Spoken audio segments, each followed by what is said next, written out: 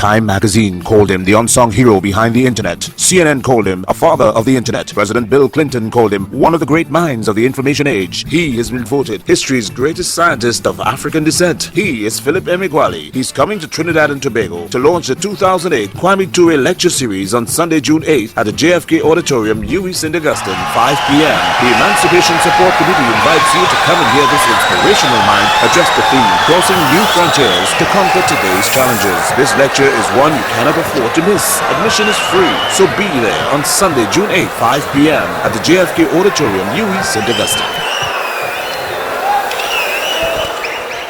Today's grand challenge questions are more complex than ever. An example of a grand challenge problem is how to massively parallel process the extreme scale computational fluid dynamics codes that must be parallel executed when modeling the flow of blood through the human cardiovascular system. Parallel processing is an entirely new approach to modern computer science. Yet, there is a practical limit to the theoretically unlimited speed of the parallel supercomputer. Often, there is a limit to what seemed unlimited.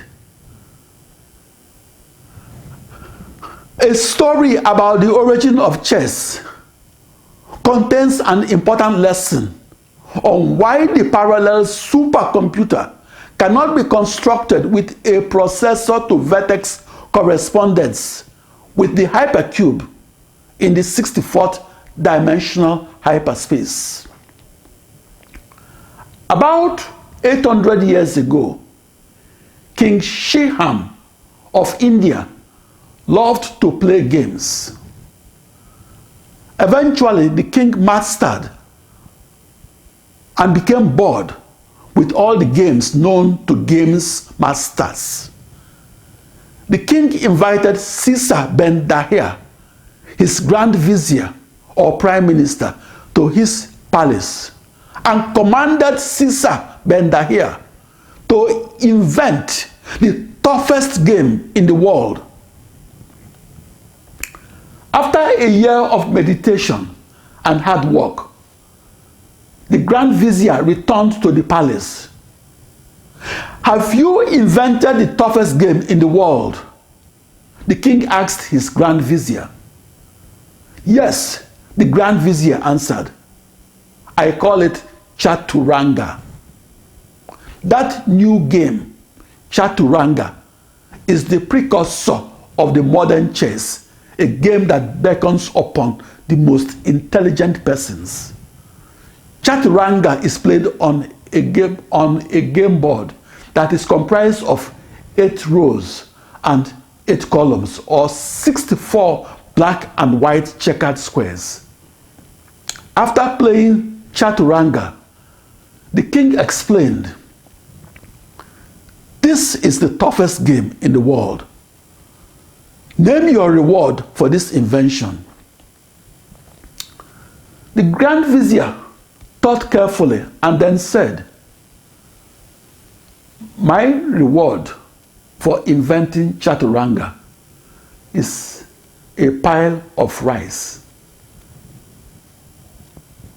"Why don't you ask for gold instead of rice?" the king wondered aloud. Gesturing to the 64 squares on his new chessboard, Chaturanga, the grand vizier asked for a grain of rice for the first square, 2 grains for the second, and 4 grains for the third. The king thought this was a silly request. "Is that all? 7 grains?" The king interrupted the grand vizier. "No," the grand vizier continued. "Each square got double what the last square got. All 64 squares get their grains of rice? Puzzled, the king protested, I have a greater reward. Take my daughter's hand in marriage. Your Majesty, the vizier said, I'm a happily married man. Oh, how can I forget Mrs. Vizier? The king commanded his aides to bring a spoonful of rice and fill all 64 squares of the new chessboard, with each square allocated double what the previous square got. The servant started counting the grains of rice, 1, 2, 4, and soon the first teaspoonful of rice was used up. Then 4 bags of rice were required. Then the king got pale as 1,024 bags of rice, then 1 binary million bags of rice were gone at the 20th square.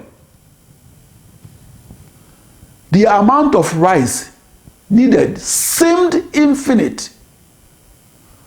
The total grains of rice needed for all 64 squares was 2 raised to power 64 minus 1, or 18 quintillion grains of rice, or about 18, followed by 18 zeros, grains of rice.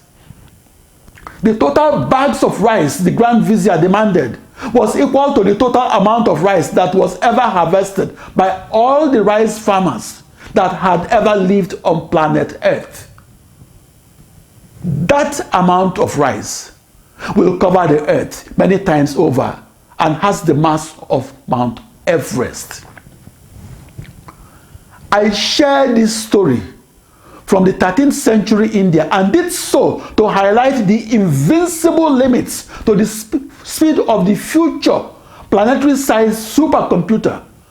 But I also use this story to explain to children why it's impossible to scrub off a picture that's gone viral on the internet. You share your picture with 2 Facebook friends, then share it with 4 friends, and when your picture has gone viral, you cannot scrub it out of the internet. I also share this story because I once speculated that supercomputer scientists of the 22nd century or further could parallel process across their internet that could be defined and outlined by 2 raised to power 64 commodity processors that had a 1-to-1 processor-to-vertex correspondence and had that relationship with the vertices of a cube that is tightly circumscribed by a globe in the 64th dimensional hyperspace.